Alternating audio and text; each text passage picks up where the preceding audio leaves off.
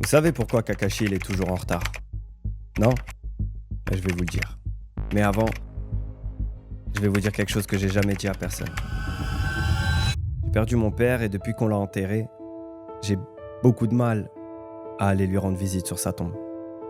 Pourtant, tout le monde me dit que c'est bien d'y aller. C'est bien d'aller rendre visite à ses morts. Mais j'y arrive pas. J'y arrive pas parce que toutes les fois où j'y suis allé, j'ai été envahi d'une douleur tellement profonde. Une douleur qui me fait réaliser qu'il est plus là. Et je crois que c'est ça que je fuis. Je crois que j'ai pas envie de réaliser qu'il est parti. Et que je préfère rester dans mon genjutsu. Kakashi, lui, il a perdu son père à 5 ans. Et contrairement à moi, il y va. Tous les jours. Devant une tombe. Mais pas celle de son père. Laissez-moi vous dire pourquoi.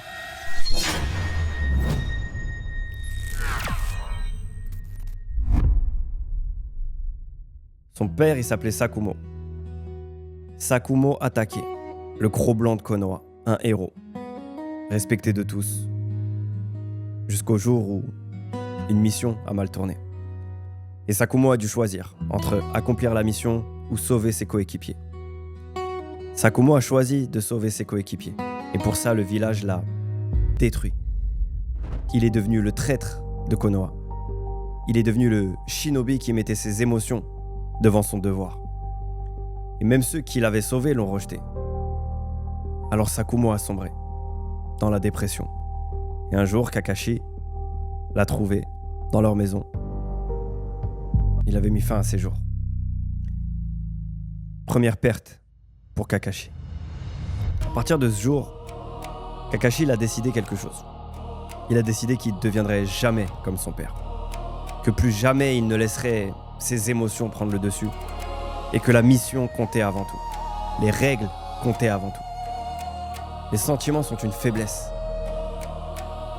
Et c'est comme ça qu'il grandit pendant des années. Jusqu'au jour où...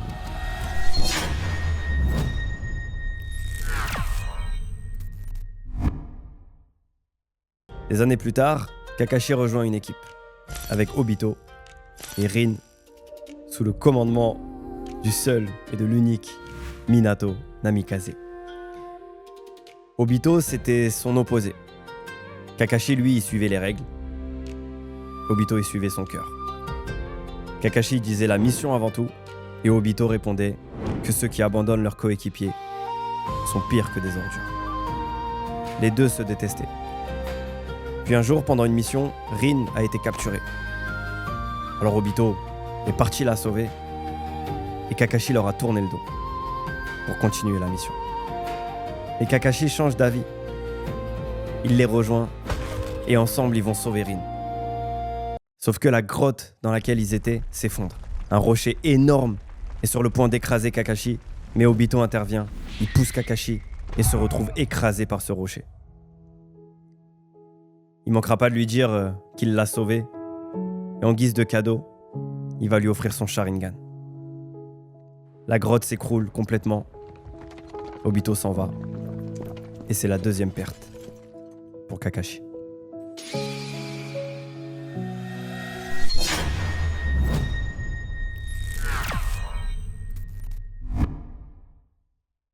Ce jour-là, Kakashi a compris que son père avait raison. Ceux qui abandonnent leurs coéquipiers sont pires que des ordures. Les règles ne comptent pas, les gens comptent. Mais il l'a compris trop tard. Kakashi et Rin réussissent à s'échapper. Mais quelque chose cloche. On apprend plus tard que le village ennemi avait scellé un démon en Rin. Pour qu'au moment où elle retourne à Konoha, le démon se déchaîne et détruise le village de l'intérieur. Rin le savait. Alors elle a pris une décision. Au cours d'une bataille dans laquelle Kakashi était impliqué, Rin, qui se sentait utilisée, manipulée par le village ennemi, elle a décidé de mettre fin à ses jours des mains de l'homme qu'elle aimait, Kakashi, qui lui a foudroyé le cœur. Elle est morte dans ses bras, en souriant et en le remerciant. Et ça sera la troisième perte pour Kakashi. À ce moment-là, on pourrait croire que Ça y est, Kakashi a perdu tout le monde. Sauf que...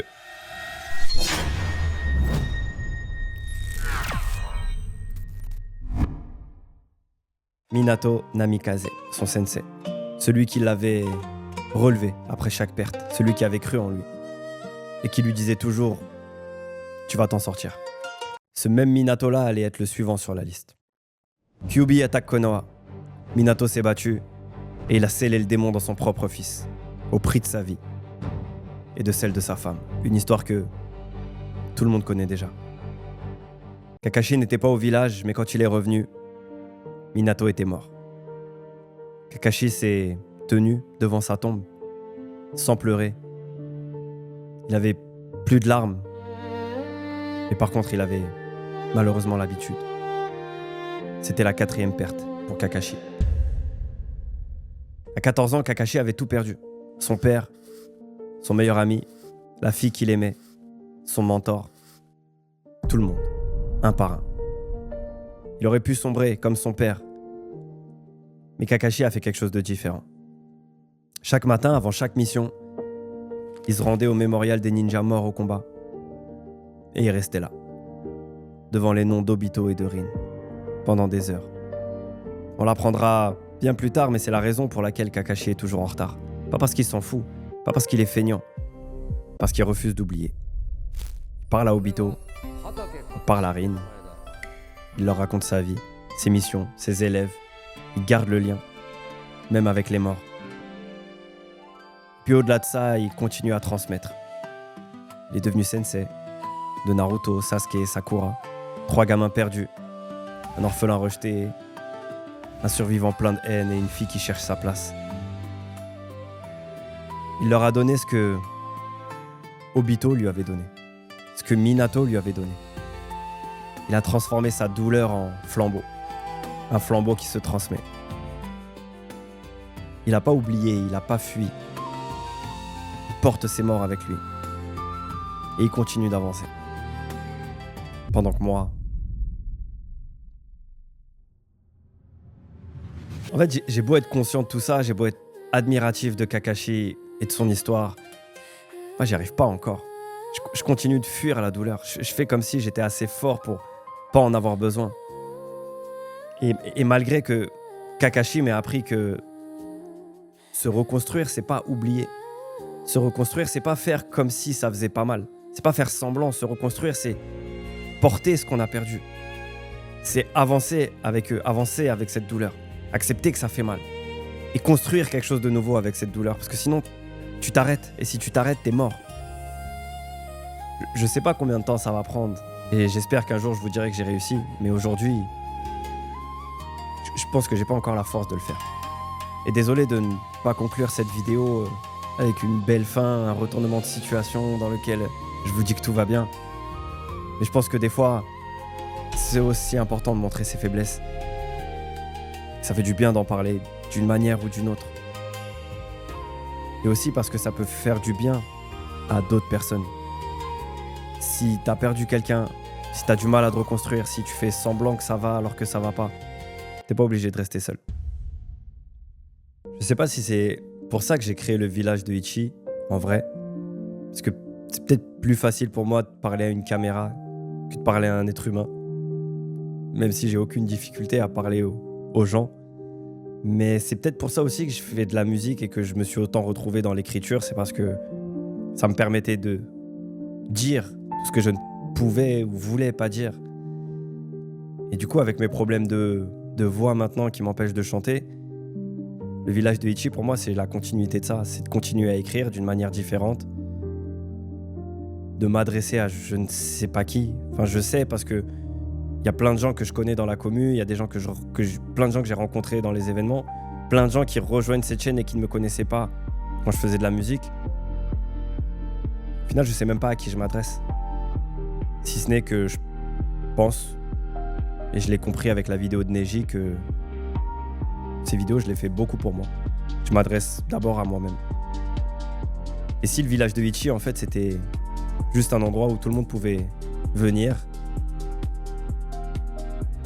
et être soi-même.